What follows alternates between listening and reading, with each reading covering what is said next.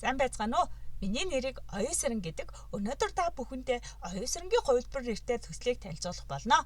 Энэхүү төсөл нь SDG 3, SDG 4, SDG 13, SDG 16-тай уялдаж байгаа.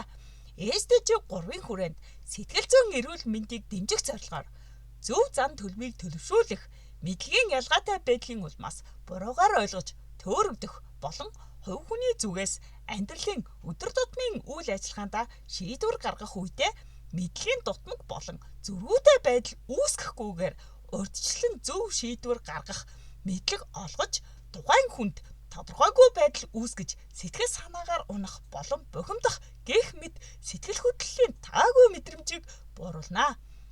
Бие махбодын эрүүл мэндийг дэмжих зорилгоор цус цэвэрлэхэд тустай эрүүл зөв хооллолтын дадал хөвшлийг төлөвшүүлнэ.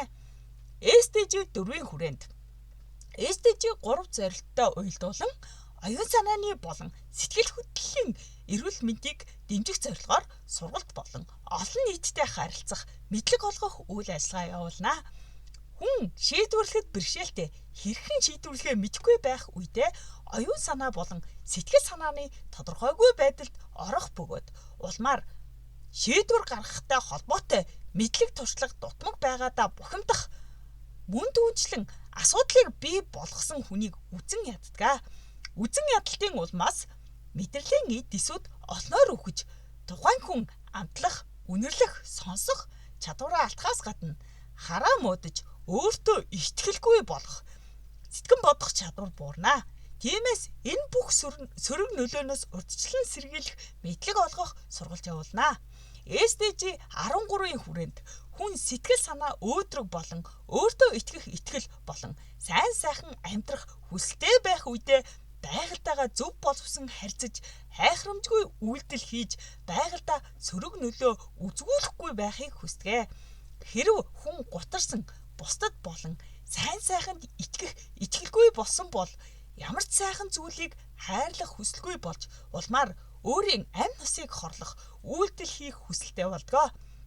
Иймээс сэтгэл гутрал нь хүн байгальтайгаа зөв боловсон харьцаж хайрлахад сөрөг нөлөө үзүүлдэг.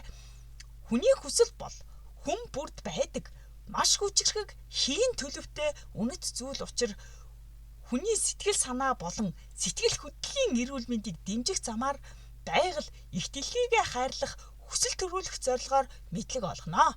SDG 16-гийн хүрээнд хүн бүрд сэтгэлийн дотоод амар амгалан цогцлох мэдлэг олгох бөгөөд зөв зан төлөв хандлагатай болсноор өөрийн үйлдэлийг хянан шудрах байдлыг эрхэмлэхийг хүсдэг болно. Буруу болон зөв үйлдэлийн хоорондын ялгаатай байдлын талаар мэдлэг олгож, буруу зүйлийг хүсэх хүслээ өөрөө хязгаарлан захирч, зөв хүсэл бодолтой эргэн бэлтгэх замаар инх тайван шудраг ёсыг цогцлооно. Өнөөгийн дэлхий дээрх сөрөг асуудал бол маш олон хүн сайн сайхан ирээдүйд итгэх итгэлээ алдаж цаг уур болон нийгэм хүмүүсийн харилцааны сөрөг байдлаас шалтгаалan тодорхойгүй байдлыг мэдэрч түүнийхээ талаар хэд их бодож, шаналж, гомдсны улмаас сайн сайханд итгэх итгэлээ алдаж, хард амхинд донтох, амь насаа хорлох, завхаарах, мөрийдээ тоглох гэх мэт буруу зүйлээр зугаагаа гаргаж сэтгэл гутралаа мартах эсвэл сэтгэл гутралаас мэдэрдэг байсан таагүй мэдрэмжээ ариг тамхи хэрэглэн түүнээс авах сэтгэл ханамжаар орлуулдаг бөгөөд улмаар дасал үүсэж олон дахин давтан үйлдэснээр туршлагатай болж буруу зуршлаасаа салж ангижрахад хэцүү байдалд хүрдэг. Миний дэвшүүлж буй шийдэл нь хүмүүсийн өөртөө итгэх итгэлийг бий болгохын тулд зөв дадал зуршил, зөв ойлголтын талаар шинжлэх ухаанаар батлагдсан баримт болон хүмүүсийн бодит түүх нь Библиэд дээрх Бурхны хэлсэн үг үнэн болохыг баттгсан шашин сурталчлах зорилгогүй хүний амьдралын зорилго хүн болж төрсний ач холбогдлын талаарх зөв мэдлэг олгох гэж үзсэн. Үүний тулд Оюусрангийн хувилбар нэртэй Библийн орчуулга хийж байна. Анхаарал тавьсан та бүхэнд баярлалаа.